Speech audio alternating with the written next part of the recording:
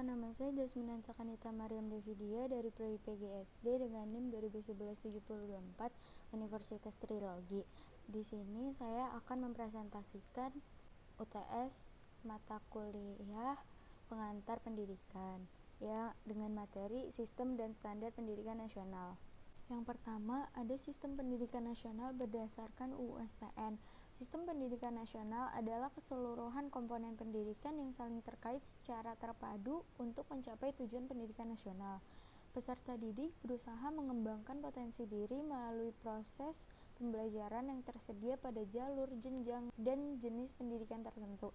Yang kedua, ada kelembagaan pendidikan. Lembaga pendidikan adalah suatu institusi atau tempat di mana proses pendidikan atau belajar mengajar berlangsung, di antaranya pendidikan di dalam keluarga, sekolah, dan masyarakat. Lembaga pendidik juga bisa didefinisikan sebagai organisasi yang dibentuk untuk mencapai tujuan tertentu, yaitu transfer ilmu pengetahuan dan budaya kepada individu untuk mengubah tingkah laku seseorang menjadi lebih dewasa dan memperoleh kehidupan yang lebih baik nantinya. Selanjutnya ada fungsi dan peran lembaga pendidikan. Yang pertama, fungsinya sebagai sosialisasi antar masyarakat atau antar kita dan manusia lain. Yang kedua, mengajarkan kemandirian. Yang ketiga, dapat mengembangkan kepribadian. Dan yang keempat, dapat melestarikan budaya. Lembaga pendidik bertujuan untuk membentuk dan mengembangkan potensi para peserta didik sehingga menjadi individu yang mandiri, kreatif, berilmu, berakhlak mulia, serta bertanggung jawab. Jenis-jenis lembaga pendidikan. Yang pertama, ada lembaga formal. Lembaga formal ialah jenis lembaga yang memberikan pendidikan secara terstruktur dan berjenjang kepada para peserta didiknya. Contohnya, sekolah dasar, sekolah menengah atas, dan perguruan tinggi.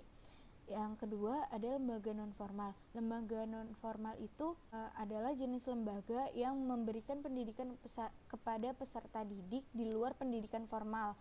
Tujuannya untuk mengganti, menambah, dan melengkapi pendidikan formal itu sendiri. Contoh-contohnya ada lembaga kursus, terus majelis taklim, kelompok belajar, sanggar, tempat penitipan anak, dan lain-lain. Yang ketiga, ada standar pendidikan nasional. Standar pendidikan nasional adalah suatu kriteria atau standar minimal terkait pelaksanaan sistem pendidikan yang ada di seluruh wilayah hukum negara Republik Indonesia. Fungsinya sebagai dasar dalam melakukan perencanaan, pelaksanaan, dan pengawasan pendidikan untuk mewujudkan pendidikan nasional yang berkualitas.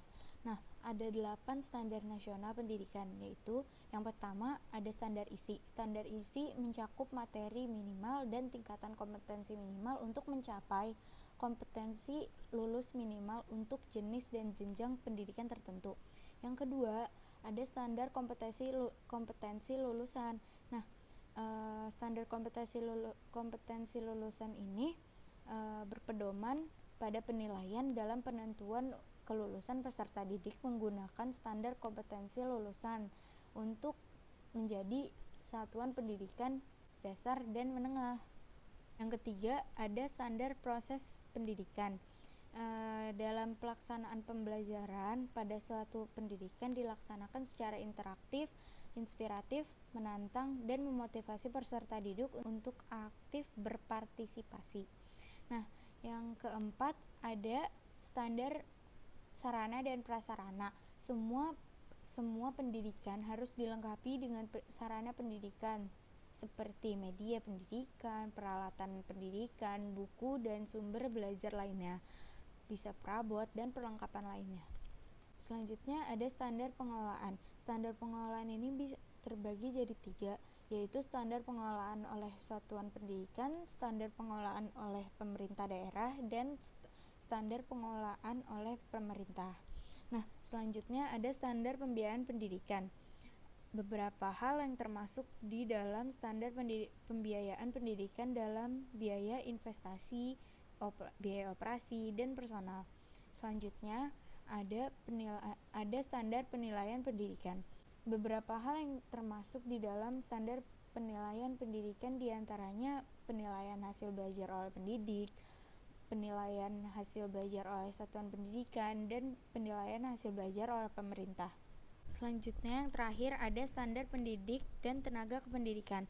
Tenaga pendidik atau guru harus mempunyai kualifikasi akademik dan kompetensi sebagai agen pembelajaran, yaitu sehat rohani dan jasmani, serta mampu mewujudkan tujuan pendidikan nasional. Yang keempat, ada upaya pembangunan pendidikan nasional.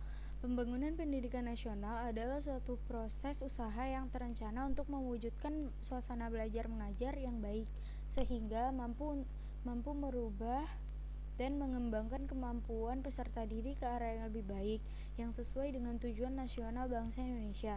Ada beberapa program utama pembangunan pendidikan, yaitu yang pertama, perjuangan dan penerapan kesempatan mengikuti pendidikan. Yang kedua, ada meningkatkan mutu pendidikan. Yang ketiga, peningkatan relevansi pendidikan. Nah, yang keempat ada pendidikan efisiensi dan efektivitas pendidikan. Yang kelima ada pengembangan kebudayaan, dan yang terakhir yang keenam adanya pembinaan generasi muda. Yang terakhir ada dasar dan aspek legal pembangunan pendidikan nasional. Dasar dan aspek legal pembangunan pendidikan nasional biasanya berupa ketentuan-ketentuan yudisiris yang menjadi dasar, acuan, serta mengatur penyelenggaraan sistem pendidikan nasional seperti Pancasila, UUD 45, GBHN, UU Organik Pendidikan, Perpu, dan lain-lain. Sekian pemaparan materi dari saya, kurang lebihnya mohon maaf. Wassalamualaikum warahmatullahi wabarakatuh.